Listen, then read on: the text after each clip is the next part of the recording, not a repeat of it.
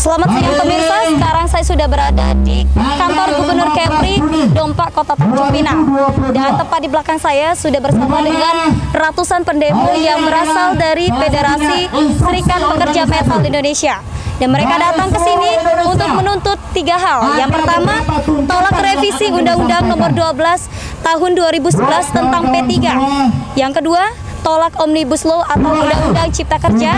Dan yang ketiga, meminta Gubernur Kepri untuk segera melaksanakan putusan MA terkait UMK Batam 2021. Baik pemirsa, saat ini saya akan mewawancarai salah satu perwakilan dari FSPMI. Hari ini Rabu 16 Juni 2022 ya, instruksi aksi nasional dari KSPI dan SPMI atau beserta federasinya yang menyampaikan beberapa tuntutan. Yang pertama adalah untuk penolakan tentang Omnibus Law. KSPI, SPMI sampai hari ini tetap menolak diberlakukannya Undang-Undang Nomor 11 Tahun 2020 Cipta Kerja atau yang biasa kita sebut Omnibus Law. Kemudian yang kedua yaitu disahkannya RUU P3 atau Peraturan Pembuatan Perundang-undangan. Ini peraturan pembuatan undang-undang ini dilakukan karena pemerintah disuruh atau diperintah oleh Mahkamah Konstitusi untuk memperbaiki syarat formil dari pembuatan undang-undang yang dinyatakan cacat tersebut. Gitu. Namun Presiden atau pemerintah melalui DPR-nya itu melakukan revisi Undang-Undang P3 ya, yang dari UU sekarang udah disahkan kemarin, dan di situ kalau menurut kita itu akal-akalan pemerintah saja bagaimana supaya Omnibus Law ini tetap bisa diberlakukan tanpa dibahas lagi gitu. Karena cacatnya peraturan pembuatan undang-undangnya, sementara undang-undangnya pembuatan undang-undangnya sudah direvisi. Jadi sebenarnya tujuannya hanya mengakal-akali biar bisa menggolkan mulus Omnibus Law ini untuk dilakukan gitu.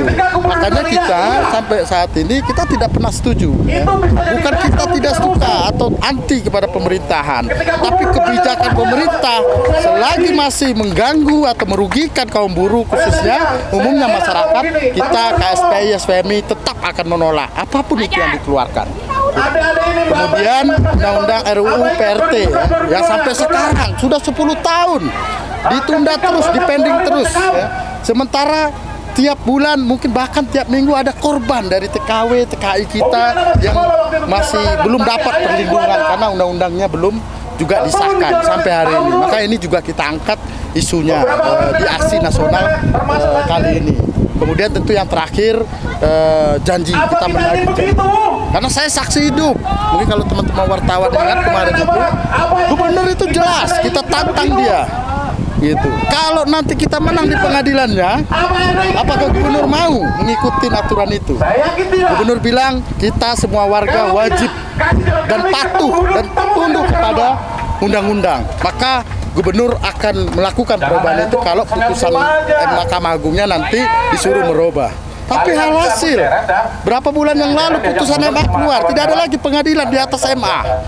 Di Indonesia ini pengadilannya hanya satu, itu udah paling tinggi itu.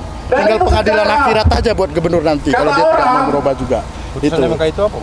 Memerintahkan kepada gubernur untuk merubah SK. Nah, gitu, merubah SK UMK Kota Batam tahun 2021. Jelas sekali bunyinya di situ. Atau menguatkan putusan dari Pengadilan Petun Medan dan Petun Kepri. Gitu. Jadi maka hari ini kita aksi mau menagih janji itu. Yang waktu itu dihadiri komplit itu SKPD, tinggal wakil gubernur. Saya saksi hidup waktu itu, wakilnya.